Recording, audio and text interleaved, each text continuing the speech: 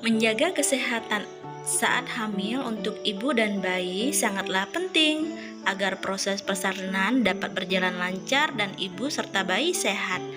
Namun, ada beberapa tanda-tanda kehamilan yang memerlukan perhatian medis karena berpotensi mengancam keselamatan ibu dan bayi yang dikandungnya.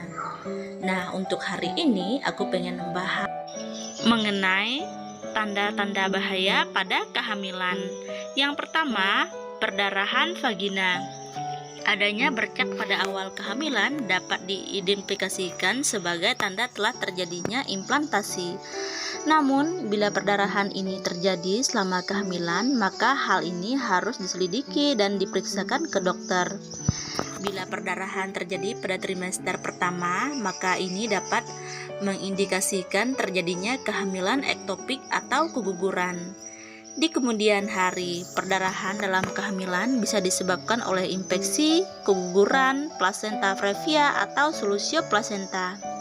Apabila pendarahan pada vagina terkait dengan masalah pada plasenta, maka ini dapat diatasi dengan bed rest di rumah atau rumah sakit.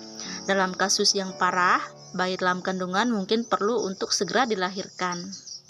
Nah, yang kedua yaitu sakit kepala dan atau penglihatan kabur.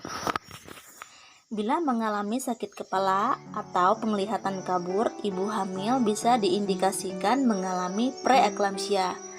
Gangguan ini biasanya dapat didiagnosis saat kehamilan sudah memasuki usia 20 minggu dengan pemeriksaan tekanan darah yang tinggi dan serta berupa protein dalam urin.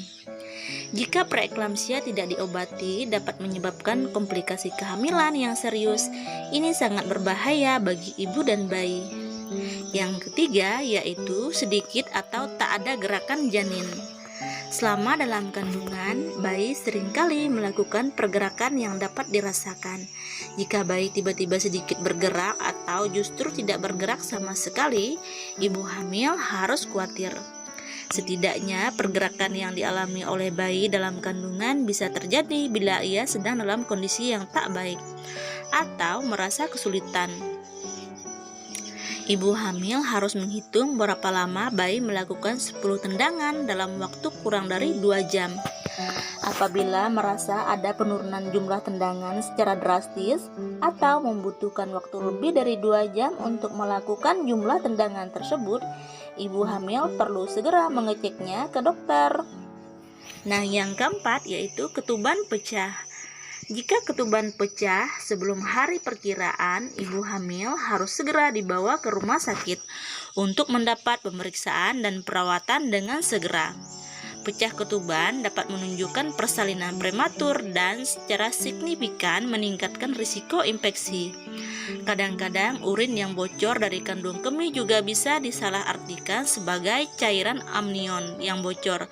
Dokter akan melakukan tes untuk menentukan asal cairan tersebut. Nah, yang kelima yaitu nyeri punggung bawah terus-menerus. Kebanyakan ibu hamil akan merasakan nyeri punggung bawah pada tahap tertentu selama kehamilan. Namun, jika kondisi ini terus berlanjut, sebaiknya dokter memeriksanya untuk mengatasi infeksi ginjal atau kandung kemih. Persalinan prematur juga dapat muncul dengan nyeri punggung bawah yang persisten. Yang keenam yaitu morning sickness parah. Jika ibu hamil mengalami mual serta muntah atau morning sickness parah yang tidak berhenti dalam 3 bulan pertama kehamilan, hal ini berisiko membuat ibu hamil mengalami penurunan berat badan serta dehidrasi. Bila itu terjadi, bisa membuat ibu hamil dan bayi dalam kandungan tak memiliki nutrisi yang cukup serta mineral dan bahan kimia dalam tubuh mungkin tidak seimbang. Jika Anda tidak bisa makan atau minum apapun, Anda berisiko mengalami dehidrasi dan malnutrisi yang dapat membahayakan bayi Anda. Untuk itu, ibu hamil mungkin perlu dirawat di rumah sakit agar mendapat perawatan yang tepat. Dokter atau bidan akan merespon obat atau menyerahkan Anda untuk mengubah pola makan Anda.